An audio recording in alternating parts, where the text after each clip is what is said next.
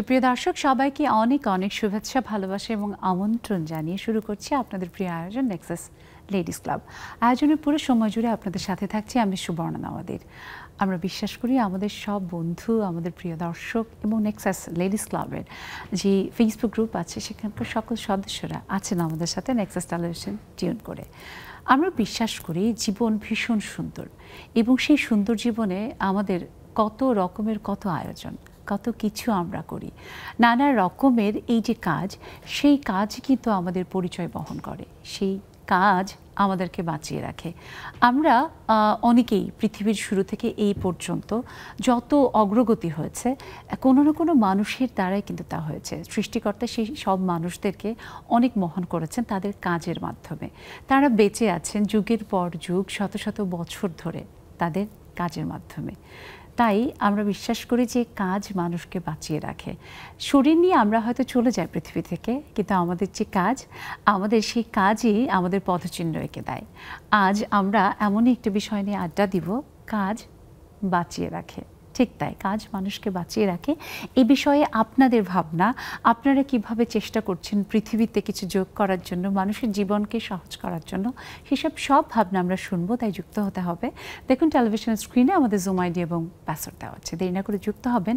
আর আজ স্টুডিওতে আমরা এমন দুইজন কর্মী মানুষকে পেয়েছি যারা তাদের কাজের মাধ্যমে পৃথিবীতে যোগ করতে চেষ্টা করছেন এবং তাদের নামটিকে স্বর্ণাক্ষরে লিখতে চেষ্টা করছেন। হ্যাঁ, আছেন আমাদের সাথে, আমরা পেয়েছি সুলতানা কবির, একজন রন্ধনশিল্পী।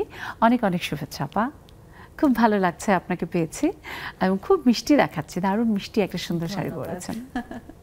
অনেক ধন্যবাদ আপনাকেও। দর্শক, সেই সাথে আছেন আরও একজন মানুষ যিনি অনেক গুণে গুণান্বিতা। তার মধ্যে বলতে হয় যে রন্ধন এমন একটা গুণ, এমন একটা শিল্প যা মানুষকে মুগ্ধ করার জন্য সব থেকে বোধহয় সহজ একটা উপায়। হ্যাঁ, এবং তিনি তার নিজের পরিচয় তো ভীষণভাবে নিজেকে তুলে ধরেছেন, কাজ করে চলেছেন, কিন্তু তার আরেকটা বড় পরিচয় যেটা বলতে হয় তার ওই রন্ধন দিয়েই বোধহয় এমন একজন মানুষ যিনি বাংলাদেশের দেশের একজন সঙ্গীত শিল্পী, ভীষণ দারুণ একজন কর্মী, দেশকে ভালোবেসে তিনি অনেক অনেক সময় ধরে কাজ করে যাচ্ছেন। হ্যাঁ, আমাদের সবার শ্রদ্ধেয় সঙ্গীত শিল্পী প্রিয় নকিব খানের স্ত্রী তিনি। হ্যাঁ, তার নামটি আগে বললাম। আমাদের সাথে যিনি আছেন তিনি আমাদের প্রিয় নুসরাত খান, রন্ধনশিল্পী। অনেক শুভেচ্ছা। Thank you. এবং নকিব ভাই হচ্ছে একদম সর্বজন বিদিত ভীষণ প্রিয় একজন মানুষ, সেই হিসাবে আপনি কিন্তু আমাদের জাতীয় ভাবি। সো সত্যি খুব ভালো লাগছে আপনাকে পেয়েছি যে আপনি, আমরা জানি যে কম বেশি সবাই যখন রাঁধেন সে রান্না খেয়ে কিন্তু তার পরিবারের মানুষজনদের ভুলিয়ে রাখেন। আপনি কি তারপরে রান্না দিয়ে একটা আলাদা ভালোবাসার বাঁধনে নকিব ভাইকে বেঁধে রেখেছেন? হ্যাঁ, রান্না তো ও খাওয়া খুব পছন্দ করে, তো আমি চেষ্টা করি মানে ভালো নতুন নতুন খাবার ওকে পরিবেশন করে যাতে ও খুশি হয় এ ধরনের চেষ্টা করি। আর ও খুব আমার সব খাবারের খুব মানে অ্যাপ্রিসিয়েট করে এবং উৎসাহ দেয়। ভাইয়া বেশ ভোজন রসিক। অবশ্যই ভোজন, পুরোপুরি বলতে গেলে পুরোপুরি ভোজন রসিক। বাহ, সেটা কি আপনাকে রান্না নিয়ে কাজ করার ক্ষেত্রে আরো বেশি অনুপ্রেরণা জুগিয়েছে? হ্যাঁ, অবশ্যই, কারণ ও যদি আমাকে অনুপ্রেরণা না দিত তাহলে তো আমি এই জগতে আসতে পারতাম না। কারণ ও আমাকে যথেষ্ট অনুপ্রেরণা দিয়েছে, যার দরুন আমি সামনে এগিয়ে যাওয়ার সাহস করেছি। কারণ আমার ফ্যামিলি থেকে আমাকে অনেক হেল্প করেছে, কারণ ফ্যামিলি যদি হেল্প না করে আপনি কোনোদিনই আগাতে পারবেন না। ঠিক তাই, আসলে পরিবারই হচ্ছে আমাদের ওই যে কাজ যে আমাদের বাঁচিয়ে রাখে, আমরা বলছি পরিবারই হচ্ছে সেই যোগসূত্রটা তৈরি করে দেয় কাজের সাথে আমাদের। এবং আমরা পরিবারে মা, খালা, আমাদের বয়োজ্যেষ্ঠ বা আরও পরিবারের বাবা, ভাই, চাচা, তাদেরকে দেখে কিন্তু আমরা অনুপ্রাণিত হই যে জীবনে আমার বাবারা যেমন পরিশ্রম করে কাজ করে একটা অবস্থান তৈরি করেছে, আমাদেরকেও করতে হবে। যেটা সত্যি আমাদেরকে ওই কাজ দিয়ে বাঁচিয়ে রাখা, নিজের নামটা লেখা, সেটার ক্ষেত্রে অনেক বেশি ভূমিকা রাখে। আসতে চাই সুলতানা কবির আপার কাছে। আপা, কাজ মানুষকে বাঁচিয়ে রাখে, কিন্তু কখনো কখনো এমন কাজও হয় যেটা অন্যের জন্য ক্ষতির কারণ হয়ে যায়, অন্যকে কষ্টের মানে পথ তৈরি করে দেয়। আপনার কি মনে হয় যে আসলে কাজ তো তার মানে এমন কাজ যা সুখ, সেটাই তো হওয়া উচিত? হ্যাঁ, অবশ্যই। কাজে শান্তি, কাজে স্বস্তি এবং কাজে বেঁচে থাকা আল্লাহর নিয়ামত বলা যায়, তাই না? তো সে কাজের মাধ্যমে তো আসলে আমাদের রিজিকও নির্ধারিত হয়। রিজিক নির্ধারিত তো এই জায়গাতেই, তা আমরা যেখানে যে কাজ করি না কেন সব কাজই সম্মানের, তাই না? তো এই কাজ করতে গিয়ে যে শুধুই সুফল আসে তা না, কাজ করতে গিয়ে আবার কষ্টও পেতে হয়। আপনি যেটা বলেছেন আমাকে একটু আগে, যে কাজ করতে গিয়ে আমরা কাউকে কষ্ট দিয়ে ফেলি কিনা। তো হ্যাঁ, ধরুন আপনি আপনার শখের কাজটা করবেন বা পছন্দের কাজটা করবেন, কিন্তু আপনি পরিবার থেকে ওই ধরনের সাপোর্টটা পাচ্ছেন না, তখন দেখা যায় এগিয়ে যেতে হলে কিছুটা কষ্ট তো দিতেই হয় কাউকে না কাউকে, আর না হয় থেমে যেতে হবে। ওইটা তো একরকমের, কিন্তু অনেক সময় আছে না যে আমি হয়তো আমার প্রগ্রেসের জন্য এমন ভাবে কাজটা করছি যেটা আপনার ক্ষতি করবে, পরিবেশের ক্ষতি করবে, এই যে ব্যাপারগুলো, সেগুলো তো আসলে খুব গুরুত্বপূর্ণ। অবশ্যই, এবং সেটা বুঝে শুনেই করতে হবে। যেখান থেকে আমার কোনো ভালো কিছু হবে না, সেটা আমরা করব কেন?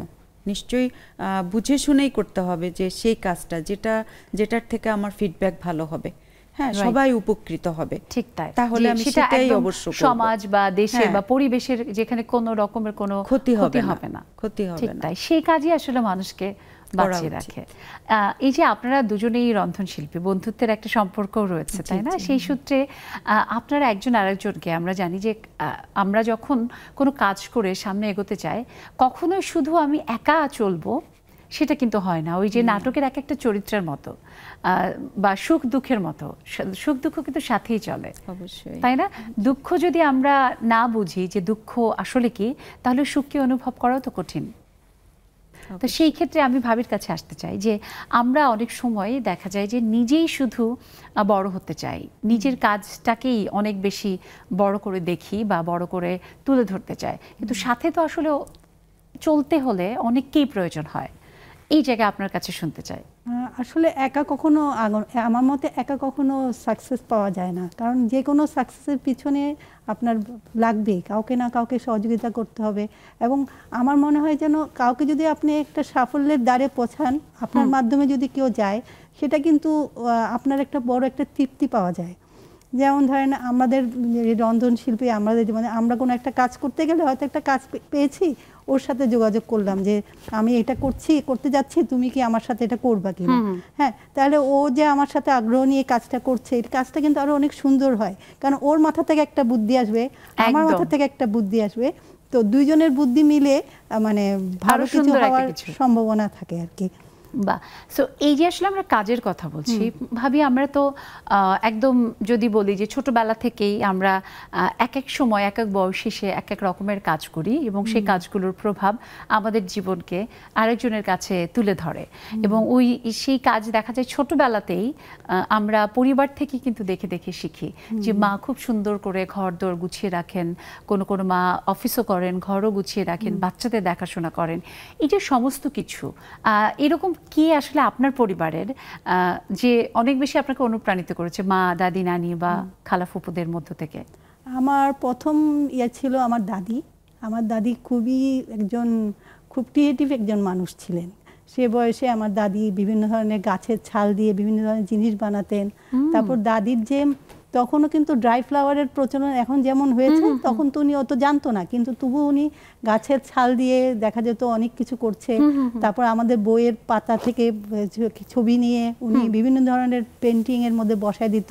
হ্যাঁ, তখন উনি অনেক সুন্দর কাজ করতো, তখন আমি ওনার পিছে পিছে সবসময় থাকতাম। খুবই তার মানে সৃজনশীল মানুষ। অবশ্যই, মানে উনি, তারপর ওনার রান্নার হাত খুব ভালো ছিল।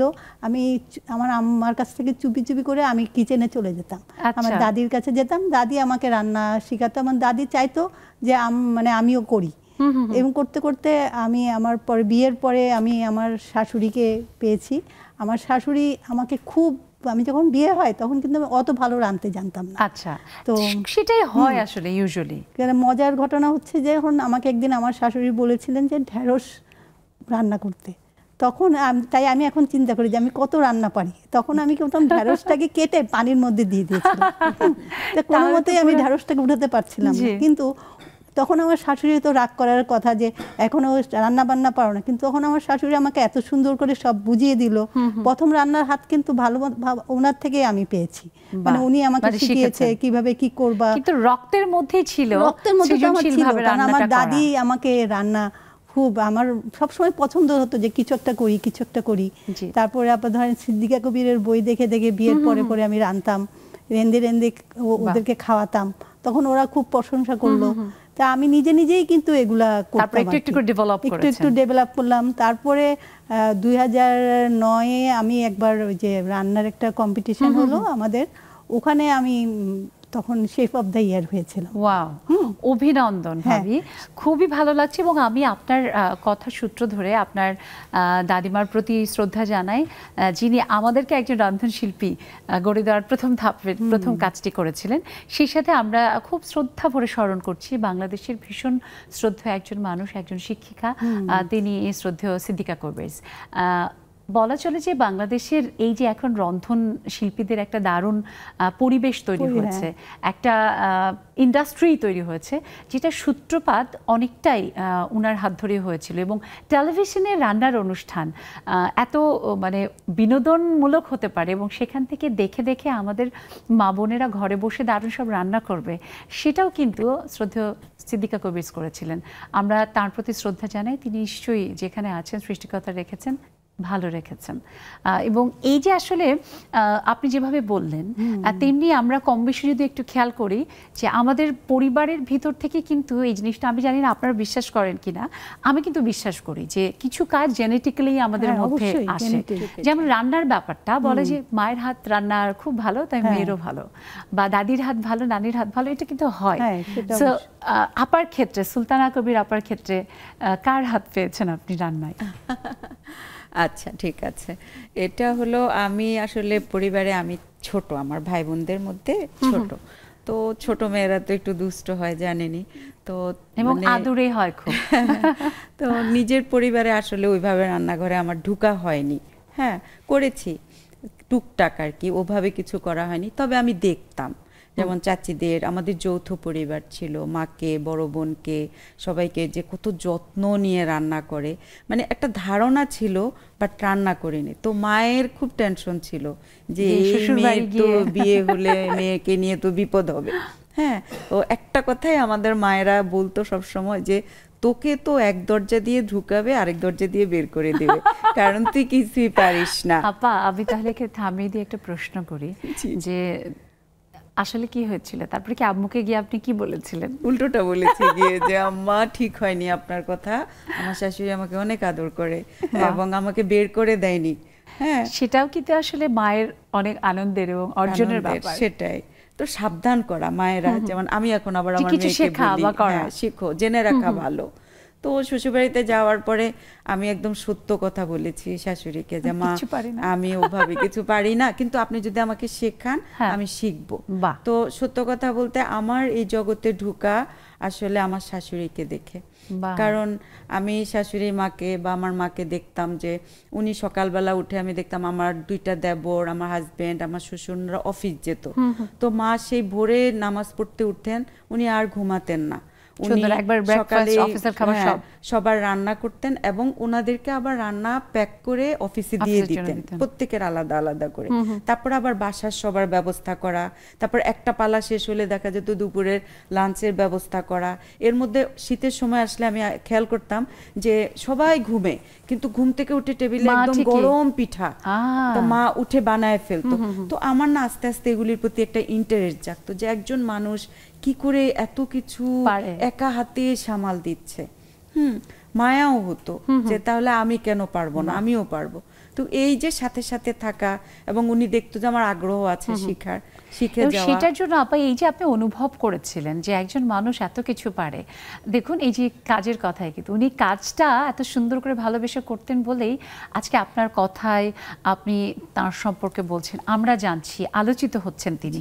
কিন্তু যদি উল্টোটা হতো তাহলে কিন্তু হয়তো উনি আসতেনও না প্রসঙ্গ হিসেবে এখানে। সেই সূত্রেই বলতে হয় যে দর্শক, সত্যি আমরা কিন্তু আমাদের কাজের মাধ্যমেই বেঁচে থাকি, তাই যতক্ষণ জীবন ততক্ষণ পর্যন্ত আমাদের কাজ করা উচিত। অলস সময় পার করা, একটু বসে শুয়ে, হ্যাঁ সেখানে হয়তো পরিশ্রমের বদলে যে আরামের ব্যাপারটা সেটা চলে আসে, কিন্তু আপনার নামটা বেঁচে থাকা সেটা কিন্তু একটা বড় প্রশ্নের মুখে পড়ে যায়। শুনবো আপনাদের কাছ থেকে আপনারা কিভাবে সেই বিষয়গুলো ভাবেন বা আপনাদের পারিবারিক যে সম্পর্কগুলো, যেমন আমাদের স্টুডিওতে থাকা অতিথিরা বললেন, তাদের কাছ থেকে আপনারা কিভাবে কাজ শিখেছেন বা করছেন, সব কিছু ছোট্ট একটা বিরতির পর নেক্সাস লেডিস ক্লাবে।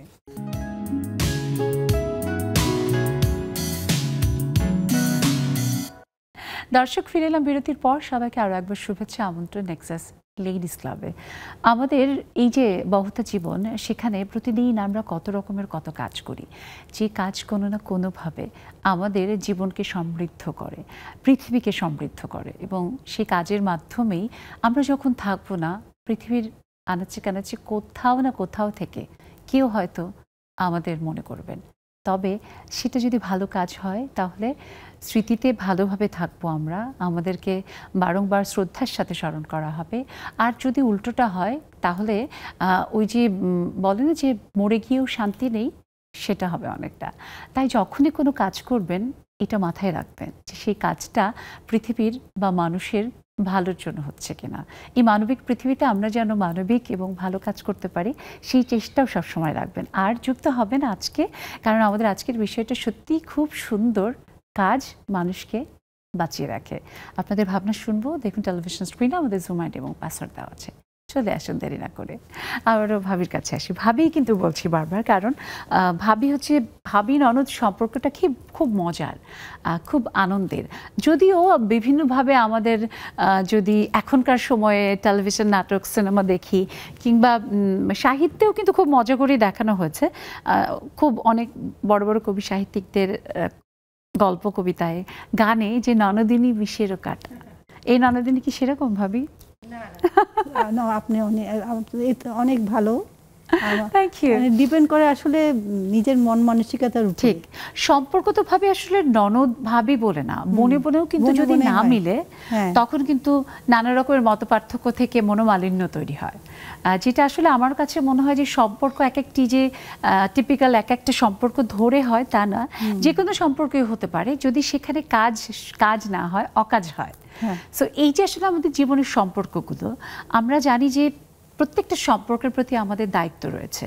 আপনি যেমন ভীষণভাবে ভাইয়ার প্রতি দায়িত্বশীল, বলতেই হয় যে একজন বড় ভাইয়া খুবই নামকরা একজন সঙ্গীত শিল্পী, সেলিব্রিটি, এবং এইসব মানুষের সাথে থাকার সুবিধা যেমন আছে, সম্মানিত হওয়ার যেমন সুযোগ রয়েছে, তেমনি নানা রকমের কষ্টও কিন্তু আছে, দায়িত্বের জায়গাটাও আছে। যে ভাইয়া একজন সঙ্গীত শিল্পী হিসেবে দেশে বিদেশে অনেক আয়োজনে যান, পারিবারিক যা কিছু দায়িত্ব, তারপরে সাংসারিক প্রয়োজনীয় জিনিসপত্র, সব তো আপনাকেই বোধহয় বেশি ম্যানেজ করতে হয়।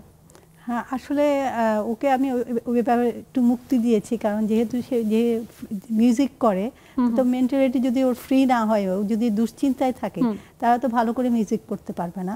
তো ওই জন্য ওকে আমি ফ্রি রাখি, যখন আমার দরকার হয় তখন তো আমি ওকে পাই।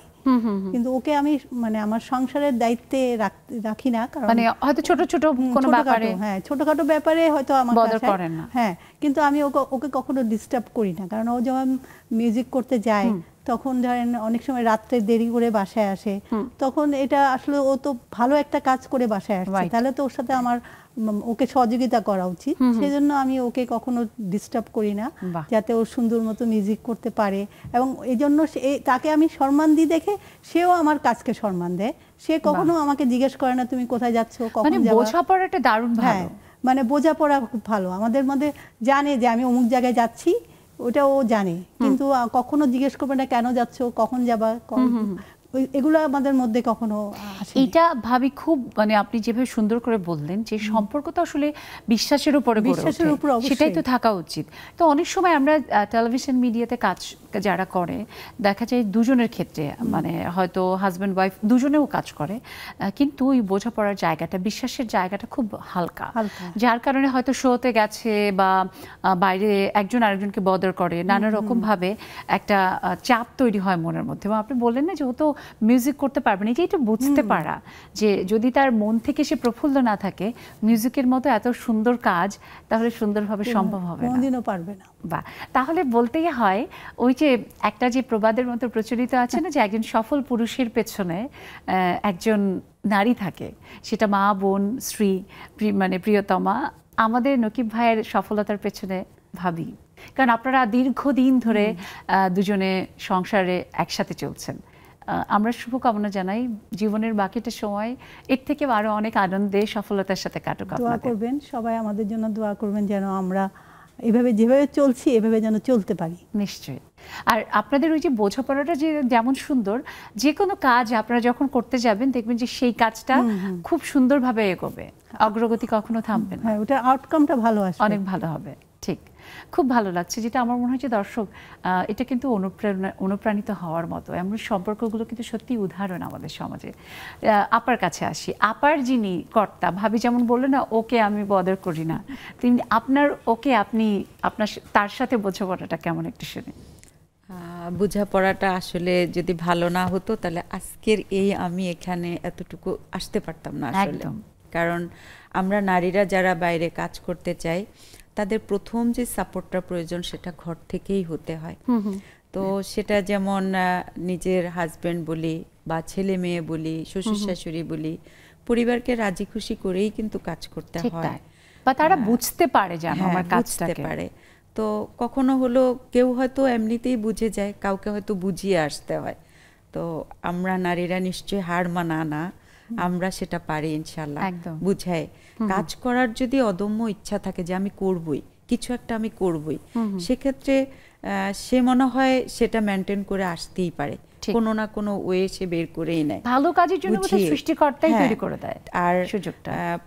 প্রথম যদি পরিবার কখনো একটু নারাজ থাকে বা কিছু থাকে, কিন্তু যদি দেখে যে না সে তো ভালো কাজই করছে, তার এখান থেকে তো ভালো কিছুই আসছে, বা সে তো যে সময়টা কাটাচ্ছে সেটা সে ভালো একটা ফলপ্রসূ কাজের পিছনেই পেতে, তখন আর কেউ মনে হয় অতটা করে না। যেটা আমার ক্ষেত্রে হয়নি। যেমন আমার বাচ্চারা আমাকে খুব সাপোর্ট করে, আমার হাজবেন্ড, আমার শ্বশুরবাড়ির লোকজন, বাবা বাড়ির লোকজন এবং আমার আশপাশ, আমি সব দিক থেকে আলহামদুলিল্লাহ খুব ভালো সাপোর্ট পেয়ে এসেছি। আর সাথে তো মনে হয় আপু মজার সব মানে কেক পেস্ট্রি সব বেক করে খাইয়ে একেবারে যাকে বলে পটিয়ে ফেলে, তাই না? কারণ আমরা জানি যে আসলে বেকিং বলা হয় যে মানে খুবই খুবই খুবই একদম সায়েন্স বলতে যা বোঝায় তাই। 1 মিনিট যদি কম বিট করেন তাও যেমন সেটার প্রপার টেক্সচারটা আসবে না, আবার বেশি করলেও ঝামেলা। সো অনেক কিছু জানেন দেখি বেকিং নিয়ে, টুকটাক একটু মাঝে মধ্যে ট্রাই করি।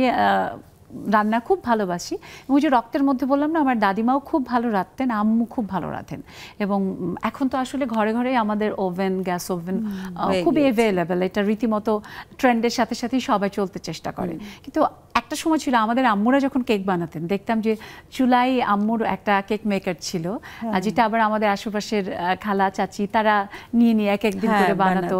সেই কেকের অংশবিশেষ আসতো, আমরা খেতাম, খুব মজা ছিল ছোটবেলাটা, যেটা একরকমের যে সবাই মিলেই করতো।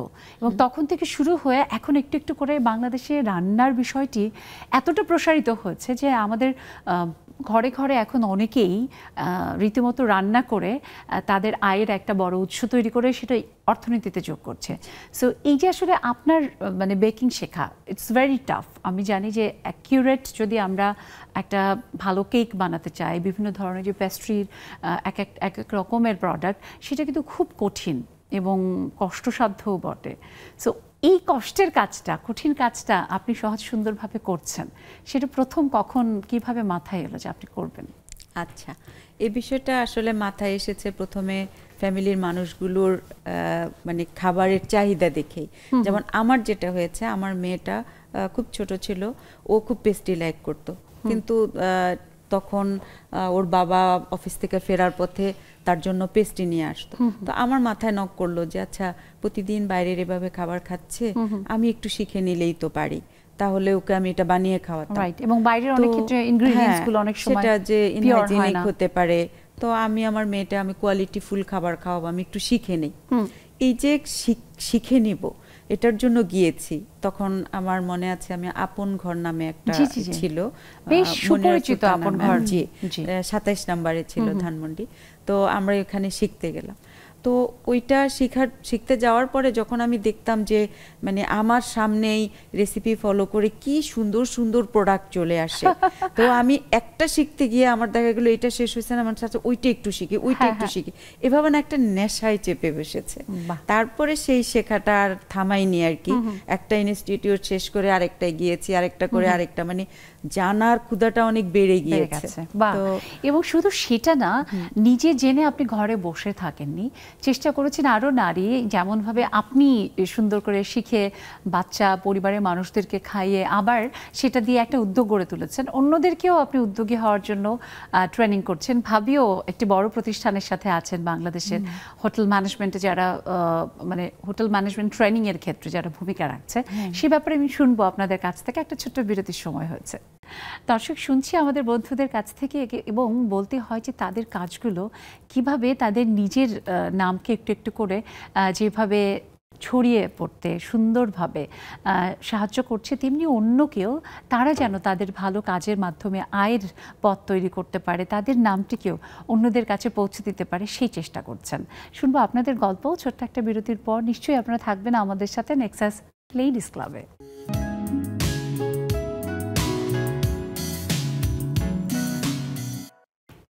দর্শক, ফিরে এলাম বিরতির পর। আবারও সবাইকে শুভেচ্ছা, আমন্ত্রণ নেক্সাস লেডিস ক্লাবে। আমরা বন্ধুদের কথা শুনছি, আপনাদের কথা শুনতে চাই, কারণ নেক্সাস লেডিস ক্লাব মানে দ্বিধা ভুলে মন খুলে কথা বলার প্ল্যাটফর্ম। যে প্ল্যাটফর্ম একটু একটু করে এখন একটা দারুণ বড় পরিবারে পরিণত হচ্ছে। ফেসবুক গ্রুপে আমাদের 55,000-এরও বেশি নারীর এক দারুণ পরিবার আমরা গড়ে তুলতে পেরেছি শুধুমাত্র আপনাদের কারণে। ভাবছেন আপনি তো যুক্ত হননি, কি করে যুক্ত হবেন? একদম সহজ, ফেসবুকে গিয়ে just Nexus ladies club search করে জয়েন বাটনে ক্লিক করলে আপনি হয়ে যেতে পারেন একজন সম্মানিত সদস্য। সেই সাথে আপনার নারী বন্ধু, আপনার বোন, খালা, যারা ঘরে বসে দেখেন আমাদের আয়োজন বা এখনও নেক্সাস লেডিস ক্লাব সম্পর্কে খুব বেশি কিছু জানেন না, তাদেরকেও লিঙ্কটি শেয়ার করে দিয়ে তাদেরকেও আপনারা উৎসাহিত করতে পারেন আমাদের একজন সম্মানিত সদস্য হওয়ার জন্য। তারপর দেখবেন সময় কত ভালো কাটে এবং কত বন্ধু আপনজন পেয়ে যাবেন। সো দেরি না করে সেই কাজটি করে ফেলবেন। আর আজকে যুক্ত হবেন টেলিভিশন স্ক্রিন, আমাদের জুম আইডি এবং পাসওয়ার্ড দেওয়া আছে। আর আমাদের বন্ধুরা দেখতে পাচ্ছি এক এক করে যুক্ত হয়েছে। আজকে অনেক দিন পরে আমাদের আপু রূপা আপু যুক্ত হয়েছে, সালিকা সুলতানের রূপা আপু যুক্ত হয়েছেন, প্রিয় হাসিনা আপু যুক্ত হয়েছে। সবাইকে অনেক শুভেচ্ছা। রূপাপুর কাছে প্রথম শুনি, ওই যে আপু প্রথমেই বললাম যে আপু আজকে অনেক দিন পরে যুক্ত হচ্ছে, কেন? হ্যাঁ, সরি আপু, আমি আসলে আমাদের আধা ঘন্টা কমিয়ে ফেলছে নেক্সাসে, যার কারণে 6টা থেকে অফিস থেকে বের হওয়ার পর 6টায় তো বের হতে পারি না, আর একটু সময় লাগে, 7টা পার হয়ে যায় পথে, যার কারণে এটা আসলে খুবই টাফ হয়ে যায় না? কষ্টদায়ক। আচ্ছা, তবু চেষ্টা করবেন আপু মাঝে মধ্যে যুক্ত হয়ে আমাদের সাথে কথা বললে। আপনাদেরকে দেখলে, মিষ্টি মিষ্টি মুখগুলো দেখলেই আমরা আনন্দে ভরে উঠি ভীষণ। আজকে আপনি নিজেও, আমি জানি আপনিও খুব মানে রান্না বাড়া পছন্দ করেন। আজকে আমাদের ভীষণ প্রিয় দুজন রন্ধনশিল্পী আছেন, তাদের সাথে কথা বলতে পারেন। এবং যদি কোনো কিছু আপনার জানার থাকে, কোনো রেসিপি বা কোনো পার্টিকুলার রান্না, অনেক সময় আমরা নিজে ঘরে করতে গেলে দেখা যায় যে হচ্ছে, টেস্টও হচ্ছে, কিন্তু হয়তো একটুখানি এদিক ওদিক থাকে। তারা যথেষ্ট অভিজ্ঞ, খুব ভালো ট্রেনার, আপনি কিন্তু জেনে নিতে পারেন টিপসগুলো। Thank you. আমি আসলে অনেক সৌভাগ্যবান যে এই শিল্পীদেরকে দেখতে পাচ্ছি এবং সরাসরি রান্না খাওয়ার সুযোগ করে দিয়েছেন আল্লাহ পাক। নুসরাত আপু বড় বোন, ওনার রান্না আমি খেয়েছি এবং অসাধারণ। হ্যাঁ, উনি আমার বড় বোন, আসলে আমার কলিগের বড় বোন, তো আমারও বড় বোন। অবশ্যই আপুর আত্মীয়তা এবং রান্না এগুলো আসলে বলার বাহিরে। অসম্ভব সুন্দর মনের একজন মানুষ উনি, এবং ওনার পরিবারের সবাই আমাদেরকে ছোট বোনের মতোই করে। তো আমি আসলে অনেক কিছুই শিখতে পারবো আপুর থেকে। উনি তো অনেক সুযোগ রয়েছে একজন। আমার জেনে ভালো লাগলো যে আমরা আসলে সবাই একই সূত্রে গাঁথা, তাই না? এটা এবং আমার ভাবি আসলে হ্যাঁ, অনেক ধন্যবাদ রূপা আপু। এবং আমার কিন্তু ভাবি সত্যি খুব ভালো লেগেছে যে আমি কত সৌভাগ্যবান টেলিভিশনের এই জায়গাটায় বসে কাজ করার সুবাদে আমি একই পরিবারের অনেকের সাথে, হয়তো বাবা, কন্যা, পুত্র, সকলের সাথে আমার অভিজ্ঞতা হয়েছে কাজ করার। এবং ভাইয়ার সাথে কিন্তু আমি অনেকগুলো স্টেজ শেয়ার করেছি, অনেক বড় বড় স্টেজে ভাইয়া যেখানে সঙ্গীত শিল্পী হিসেবে গান গেয়েছেন সেখানে আমি উপস্থাপক হিসেবে ভাইয়াকে উপস্থাপন করতে পেরেছি। এবং অন্য টেলিভিশন চ্যানেলে বেশ কয়েকবার আমি যে ফোন লাইভ স্টুডিও কনসার্ট অনুষ্ঠানগুলো হয় সেখানে ভাইয়াকে পেয়েছি। তারপরে অন্য অনুষ্ঠানে ভাইয়ার সাক্ষাৎকার নেওয়া বলতে তার সম্পর্কে জেনে অনেক কিছু শেখার সুযোগ পেয়েছি। আজকে আপনাকে পেয়েছি, সত্যি খুব ভালো লাগছে। মানে এই ভালো লাগাটা অন্য রকমের। হাসিনা আপু, এবং সেটা কিন্তু আমার কাজের মাধ্যমে এভাবে দেখেন, যদি এই কাজটা আমি না শিখতে পারতাম বা না করতাম তাহলে কিন্তু আপনাদের দুজনের সম্পর্কে জানা এটা আমার সুযোগ হতো না। তার মানে কাজই তো আসলে কাজেই সব কিছু করে। একদম। হাসিনা আপুর কাছে আসি। হাসিনা আপু, কাজ মানুষকে বাঁচিয়ে রাখে। সো তুমি নিজেও ভীষণ কর্মী একজন মানুষ, পরিবার পরিজন সবাইকে এক করে রাখো, অফিসেও যেভাবে ভূমিকা রাখো সেখানেও, এবং খুবই প্রতিবাদী একটি কণ্ঠস্বর যাকে বলে। সো আপুর কাছে একটু এই কাজের গুরুত্ব সম্পর্কে তুমি যেভাবে ভাবো একটু ভাবনাটা শুনতে চাই। আসসালামু আলাইকুম আপু, শুভ সন্ধ্যা। শুভ সন্ধ্যা। নেক্সাস টেলিভিশন এবং নেক্সাস টেলিভিশনের এই নেক্সাস লেডিস ক্লাবের পুরো পরিবারকে অনেক ধন্যবাদ যে এত গুণী মানুষগুলো স্টুডিওতে নিয়ে আসে এবং তাদের কাজকর্ম সম্পর্কে আমরা জানতে পারি, আমাদের কাজগুলো আমরা শেয়ার করতে পারি। আসলে এটা অনেক ভালো লাগার একটা বিষয়, যেটা বলে শেষ করা যাবে না। তো যাই হোক আপু, রিসেন্টলি একটা কাজের অভিজ্ঞতার কথাও বলি, মজার কথাও বলি।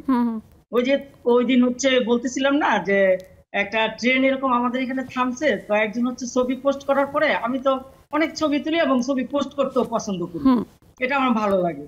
আর সেই কারণে তো আমার আগের মোবাইলটা রেখে আমার বড় মেয়ে এবং ছেলের জীবনের প্রথম ইনকাম দিয়ে আমাকে একটা মোবাইল কিনে ওরা সারপ্রাইজ দিয়েছিল একটা রেস্টুরেন্টে নিয়ে, যে তুমি ছবি তুলতে পছন্দ করো। এজন্য আমার ছেলের 18 বছর বয়সে ওই জন্মদিনেই মোবাইলটা আমাকে গিফট করেছিল। তো যাই হোক, আমি তো ছবি তুলতেও পছন্দ করি, পোস্ট করতেও পছন্দ করি। তো পোস্ট করার পরে যে কোনো একজন নামটা না বলি, আমার খুব কাছের এবং পছন্দের ভালোবাসার একজন মানুষ বলতেছে, আচ্ছা তুমি এতগুলা হুজুর মানুষের কাছে দাঁড়ায়া ছবি তুললে, একটা মাত্র মেয়ে, মাথায় কাপড় নাই, ওরা তোমাকে কিছু বললো না যে মাথায় কাপড় নাই, এইভাবে আসছেন কেন, আবার প্রতিবাদ করতে আসছেন, আবার মানববন্ধন মিছিলে ছিলেন? আমি বলতেছি না, আমাকে তো ওরা কিচ্ছু বলে নাই, বরং আমি দ্বিতীয় দিন যখন একটু পরে গেছি দেখি যে র্যালি শুরু হয়ে গেছে। বলতেছে, আপা আপনি কোথায়, এত দেরি হলো কেন আসতে? আমি বলতেছি, আপনি আমাকে চিনেন? সত্যি সত্যি আমি ওই লোকটাকে চিনি না। আমি বলার পরে উনি বলতেছেন, হ্যাঁ চিনি তো, আপনাকে আমাদের প্রথম দিনের মানববন্ধন থেকে আসতেছেন, ঘোড়াশালের কোনো মেয়ে তো আসে নাই, আপনি তো আসছেন একা একা, আমরা সবাই ছেলে মানুষ, কিন্তু মেয়েদের মধ্যে আপনি একাই ছিলেন। হ্যাঁ, এটা আমাদের দাবি, আমাদের হাসিনা আপু একাই 100, তাই না? হ্যাঁ, যে এই অপরিচিত মানুষগুলো মানে দৌড়ে আসছে। এই তো হাসিনা আপু, এটাই প্রমাণ যে কাজ মানুষকে কিভাবে, ভালো কাজ মানুষকে মানুষের মাঝে কিভাবে তুলে ধরে বা তার যে সম্মানজনক অবস্থান সেটা তৈরি করে দেয়। হাসিনা আপু, সবসময় তুমি এভাবেই থেকো, এভাবেই কাজ করো, যেটা আমাদের মানবিক পৃথিবী গড়ে তোলার ক্ষেত্রে ভূমিকা রাখবে। খুব ভালো লাগলো, অভিনন্দন যে সেই কাজ দিয়ে তুমি সবসময় সফলতা অর্জন করতে পেরেছো। এরকম সোচ্চার থেকো সবসময়। মমি সুফিয়ান, মমি আপু ভীষণ সৃজনশীল একজন মানুষ এবং সৃজনশীল কাজ করে। তবু আমি একটু আপুর কাছে শুনতে চাই যে এই যে সৃজনশীল কাজ, যেটা তোমার কাছে ভীষণ আনন্দের, সেই কাজটা আরেকজনকে আনন্দ দেওয়ার ক্ষেত্রে তুমি যে ধরো পোশাকের কথা যদি বলি, পোশাক তুমি ডিজাইন করো, সেটা দেখা গেল যে কেউ একজন খুশি হলো, তখন তো তোমার কাজের সার্থকতাটা আসে, তাই না? ধন্যবাদ আপু, অনেক সুন্দর একটা প্রশ্ন করেছো আপু। কারণ আমি সবসময় কাজকে পছন্দ করি। ওই যে আমি হাসিনা আপুর কথার সঙ্গেও একমত যে কাজ ছাড়া মানুষ বাঁচতে পারে না, কাজই জীবন। আর কাজ তো করতেই হবে। আর সৃজনশীল কাজ করতে আমার ভীষণ ভালো লাগে। মানে আমি একজন উদ্যোক্তা হিসাবে সৃষ্টিশীল কাজ যদি না করি তাহলে কেমন করে চলবে? নতুন নতুন সৃষ্টি, নতুন নতুন ক্রিয়েশন, সবকিছু মিলেই তো আমাদের উদ্যোক্তা জীবন।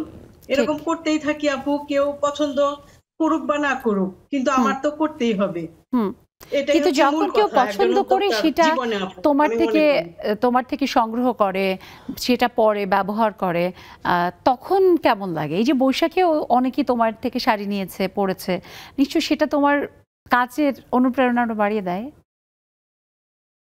আপু, একজন উদ্যোক্তার তখনই সার্থকতা হয় যখন তার সৃজনশীল কাজের বহিঃপ্রকাশ ঘটে এবং কাস্টমার অনেক পছন্দ করে। এটাই তার উদ্যোক্তা জীবনের সার্থকতা আমার মনে হয় আপু, কারণ কাজের মধ্যেই সবকিছু।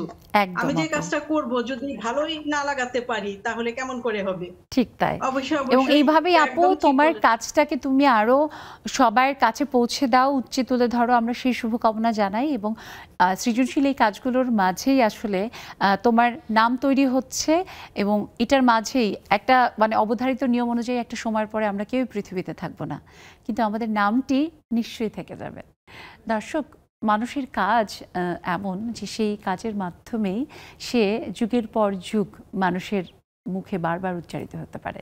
তাই কাজের ব্যাপারে আমাদের সবারই অনেক বেশি সচেষ্ট এবং ভালো কাজের জন্য সচেতন থাকা উচিত।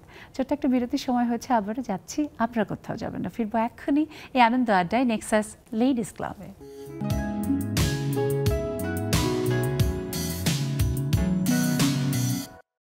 সুপ্রিয় দর্শক, আমাদের জীবন বয়ে চলে এবং এই যে বহত্যা জীবনের সময়টা একেবারে থামতে চায় না, কিন্তু অন্য সময় যাই হোক, নেক্সাস লেডিস ক্লাবে যখন আমরা বসি তখন মনে হয় মিনিট আরও মানে দ্রুত চলে যায়। 1 ঘন্টার সময় যে কোথায় দিয়ে কিভাবে চলে যায় একদমই টের পাইনি। শেষ বিরতিটা পার করে এসেছি, বাকি যে সময়টুকু আছে সেখানে চাই আপনারা যুক্ত হয়ে আপনাদের নানা রকমের কাজের অভিজ্ঞতার কথা, কাজকে ভালোবেসে যেভাবে এগিয়ে যাচ্ছেন সেই কথাগুলো শেয়ার করবেন। দেখুন টেলিভিশনের স্ক্রিনে আমাদের জুম আইডি এবং পাসওয়ার্ড দেওয়া আছে, দেরি না করে প্লিজ চলে আসবেন, কারণ শেয়ারিং ইজ কেয়ারিং।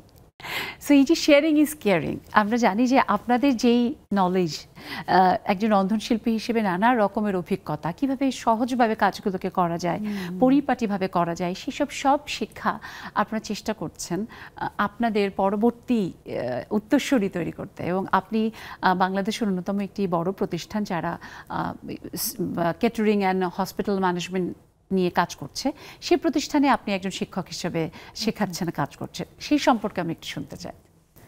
আচ্ছা, আমি তো আসলে রান্না নিয়েই এগিয়ে যেতে চেয়েছিলাম, সেজন্য আমি প্রথমে আমি ডিপ্লোমা কোর্স করে নিজেকে একটু ডেভেলপ করলাম।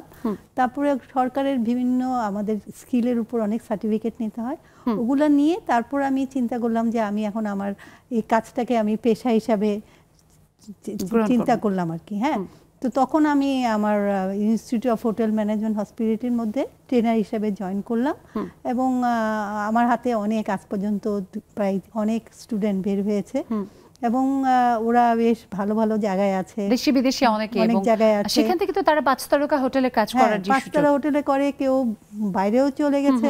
এমনও হয়েছে যে ধরেন আমি কোথাও বেড়াতে গেলাম, যেমন আমার এই ঘটনা ঘটেছে যেটা আমার জন্য খুবই একটা আনন্দদায়ক জিনিস, যে আমি শেয়ার না করে পারছি না। আমি সিলেটে গিয়েছিলাম, সিলেটের আপনার একটা হোটেলে যখন আমি গেলাম, তো আমি যখন রুমে ঢুকলাম তো দেখি কি রুমে আমার জন্য বেশ সুন্দর করে একটা কেক বানিয়ে ওয়েলকাম ম্যাডাম লেখে সুন্দর করে আমার স্টুডেন্ট আমাকে নিয়ে আসলো। সে নিয়ে এসে সে আমাকে মানে এত সুন্দর সে সারপ্রাইজ দিল। আমার মেয়ে, আমার হাজব্যান্ড বললো যে এটার মতো মানে আনন্দদায়ক আর কিছু না। এবং সবচেয়ে মজার ব্যাপার হচ্ছে আমি ওখানে যে ছিলাম, আমার না ওরা খাবারের টাকা নিল না কিছু নিল, মানে না ম্যাডাম আপনার থেকে আমরা কিভাবে নিব, আপনি আমাদের গুরু।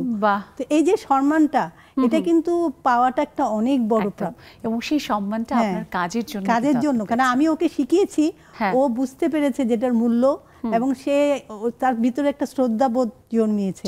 এবং এই যে সে একটা এত বড় একটা হোটেলে, সাধারণত সিলেটে যেসব হোটেলগুলো আছে সেখানে দেশি বিদেশি কত পর্যটক আসছে, সেখানে সে কাজ করে তাদেরকে তার ওই আপনার কাছ থেকে শেখা কাজটা দিয়েই তো সে করে খাচ্ছে যেটাকে বলে, এবং সবাইকে মুগ্ধ করছে। হ্যাঁ, অনেকে নিজে নিজে ক্যাটারিং এর ব্যবসা করছে, যেমন তো আমি নিজেও ক্যাটারিং ব্যবসা করি, আমি নিজেও চেষ্টা করি ওদেরকে বলতে। আমি এই সম্পর্কে একটু জানতে চাই যে জানি যে একদিকে যেমন আপনি এই ইনস্টিটিউটটাতে শিক্ষক হিসেবে শেখাচ্ছেন, তেমনি আবার আপনার নিজের প্রতিষ্ঠান গড়ে তুলেছেন যেটার মাধ্যমে কেটারিং এর কাজ করছেন। আপনি অনেক বড় বড় অনুষ্ঠানে খাদ্য সরবরাহ করেন, যে কাজটি খুব সহজ না। খাবার রান্না হয়তো আমরা অনেকেই করি, কিন্তু সেটা সঠিকভাবে সংরক্ষণ করা বা সঠিকভাবে একটি জায়গা থেকে আরেকটি জায়গাতে পৌঁছে দেওয়া, তাপমাত্রাটা নিয়ন্ত্রণ করা, এই সমস্ত কিছু করে যে আপনি কাজটা করছেন, সেটা সম্পর্কে একটু ছোট করে শুনি। কারণ সেটা করার জন্য কিন্তু আমাকে অবশ্যই কিচেন রান্না সম্বন্ধে জানতে হবে, হাইজিন সম্বন্ধে জানতে হবে। এটা যে আমি ওখানে যে ট্রেনিং করেছি এবং পরে যখন আমি ট্রেনার হয়েছি, এই কাজটা করতে, ক্যাটারিং করতে আমার এই কাজে খুব সাহায্য করেছে। কারণ আমি সব জানতাম হাইজিন কিভাবে মেনটেন করবেন, কিভাবে আপনি টেম্পারেচার মেনটেন করবেন, এগুলো তো আমাদের সিলেবাসেই ছিল। This are the very basic thing যেটা লাগবে, যার ধরুন আমি এটা মেনটেন করে খাবারটা সুন্দর করে করি। আর তাছাড়া এই ক্যাটারিংটা আসলে আমার সব আত্মীয়স্বজনকে খাবার দিতে দিতে খাওয়াইতে মানে আস্তে আস্তে আমার এটা ডেভেলপ করেছি। হ্যাঁ, কেন ওরা বলতো যে তুমি তো খুব ভালো রান্না করো, তুমি কেন এটা সামনে আগাও না। তো এরকম করে করে আমি আল্লাহর রহমতে 2012 থেকে আমি ক্যাটারিং করছি। ক্যাটারিংটা আমার খুব ভালো, সবাই আল্লাহর রহমতে চলছে ভালো। তো আমার আমরা প্রত্যাশা করি যে আমরাও ভাবির মজার রান্না খাবো। আমার যে ক্যাটারিং এর নামটা হচ্ছে ফাজান। এই প্রতিষ্ঠানটি আরো অনেক বড় রূপ লাভ করুক এবং আপনি আরো মজার মজার মানে খাবার খাইয়ে মানুষের মাঝে সব সময় এরকম মিষ্টি হাসি নিয়ে বেঁচে থাকবেন। আপনার যে মানে আমি যে এত মানে করছি, এটাতে আমার মেয়ে কিন্তু আমাকে অনেক, ওই সদর অস্ট্রেলিয়া থাকে কিন্তু সে আমাকে অস্ট্রেলিয়া থেকে আমাকে সে হেল্প করে, অনেক বড় ব্যাপার। মানে আমার অনেক বড় পাওনা। এইভাবেই আপনি কাজ করবেন এবং আমাদের নেক্সাস লেডিস ক্লাব কিন্তু একটা দারুণ প্ল্যাটফর্ম, যেখানে আপনি সুন্দর সুন্দর রান্না যখন করেন কিছু ছবি তুলবেন, করে আপনি পোস্ট করবেন, তাহলে দেখবেন যে আরো বন্ধুরা সবাই আপনার সম্পর্কে জানতে পারছে। অনেক ভালো লাগলো শুনে।